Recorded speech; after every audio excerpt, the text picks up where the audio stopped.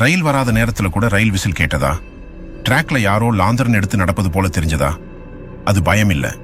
அந்த ஸ்டேஷன் மாஸ்டரின் ஆவி வாங்க பார்க்கலாம். ரியல் தமிழ் ஹாரர் ஸ்டோரிஸ் இன்னும் வேண்டும்னா லைக் பண்ணி சப்ஸ்கிரைப் பண்ணுங்க.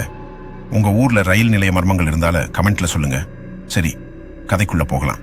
தமிழ்நாட்டுல ஒரு தொலைதூர ரயில் நிலையம். பகலில் அமைதியா இருக்கும். ஆனா இரவு ஆனாலே யாருமே அங்க போக மாட்டாங்க. ஏன்னா அங்க இன்னும் பணியில நிக்கிற ஆவி இருக்குதாம். பல ஆண்டுகள் முன் அந்த ஸ்டேஷன்ல வேலை பார்த்த ரத்தினம் என்ற ஸ்டேஷன் மாஸ்டர் ஒரு இரவு ரயில் எக்ஸ்பிரஸ் வேகத்துல வரும்போது தன் பெண்ணை காப்பாற்ற முயற்சி செய்து இருவரும் உயிரிழந்தாங்க.